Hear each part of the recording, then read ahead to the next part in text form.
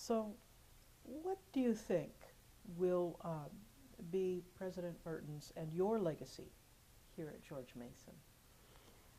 I think he would probably agree with this, and because he says this, and we totally agree on this.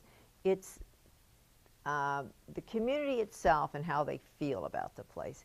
It's the pride that everybody takes. They're proud of being here. I think that's it. Do you um, do you have any advice for the incoming president, Uh, Daniel Cabrera, well, and his family? I don't know that I'd give him any advice. I think I actually mentioned this to Mrs. Cabrera, Beth, when I met her. They came to see the house and to sort of get an idea what it was going to be like for them. And they have 2 children, which we didn't have. Our kids were obviously grown when we got here, although they both lived in the house for a while since we've been here. I would tell her what I was told when I asked advice from Cornell's president at the time. Elizabeth Rawlings was Hunter Rawlings' wife, and they had been at 3 schools as president, the University of Iowa, University of Colorado, and Cornell. And her advice to me was, be yourself. Don't do anything because somebody else has told you to do it, or don't do it because you think it's expected that you should do it. Do it because you want to do it, because if you're not sincerely interested in it, it's going to show. You have to believe that this is what you want to do.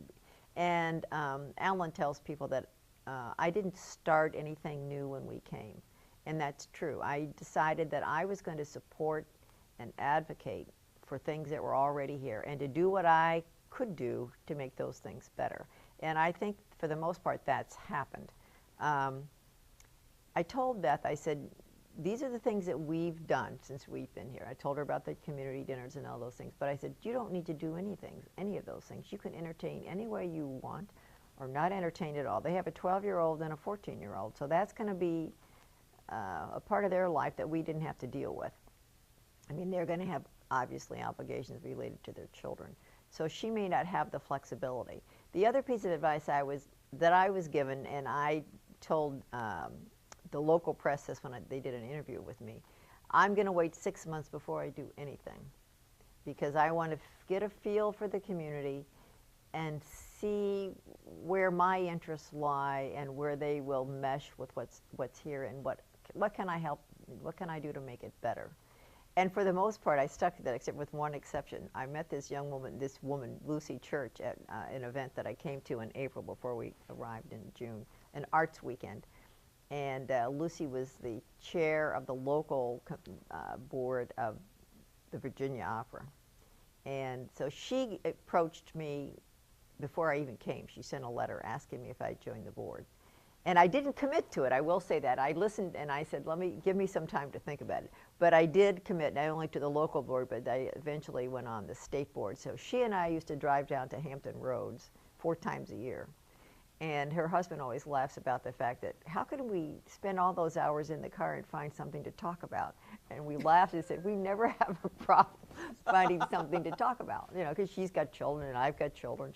There's always something to talk about, including the opera. So I gave her those 2 pieces of advice. Now, Dr. Cabrera's got a different thing to deal with, obviously. He's got a big learning curve, and he's going to have to throw himself into it, from the very first day, which is what Alan did. And as we mentioned earlier, going to visit legislators around the state, that happened before we even got here officially.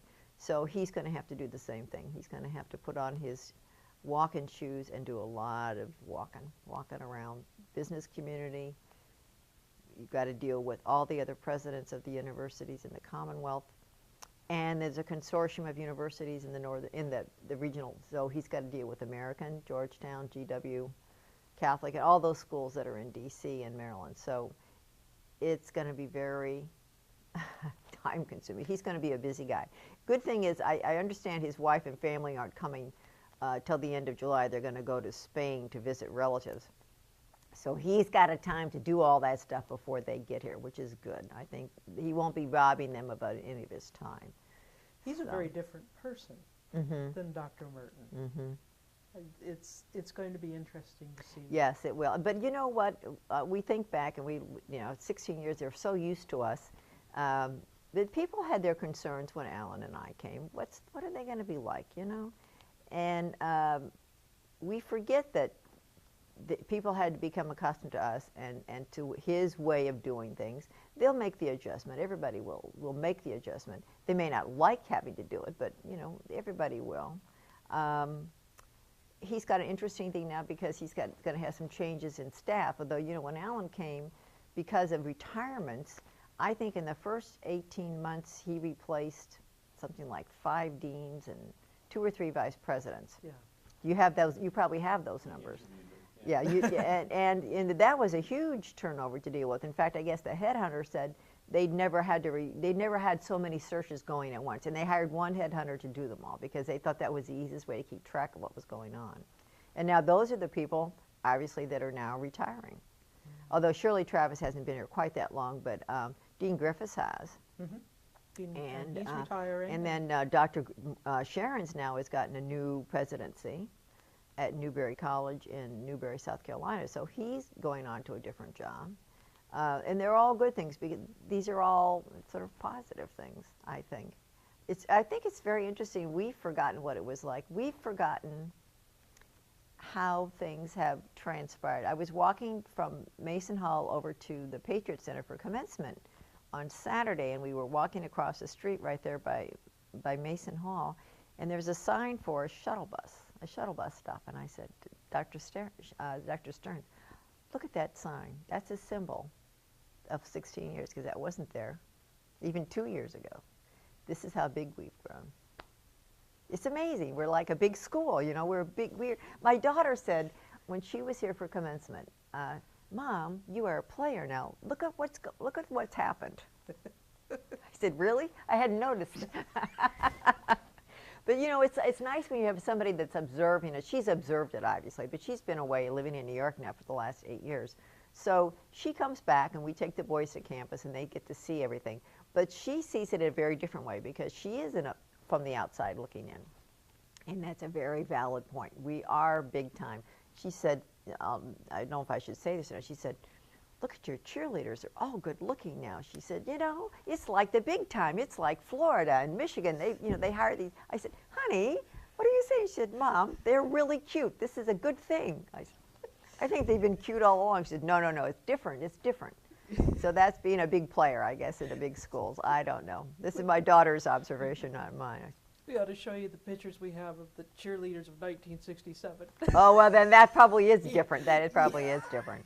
And of course, and now they compete. The dance team competes nationally, and they get these. They're in the top 10 every year. So that is big time. That's what big schools do. The other thing is the forensics team. Oh my goodness, Peter Pober and his kids are absolutely phenomenal every year. And we go to listen to those young men and women. I'm just blown away.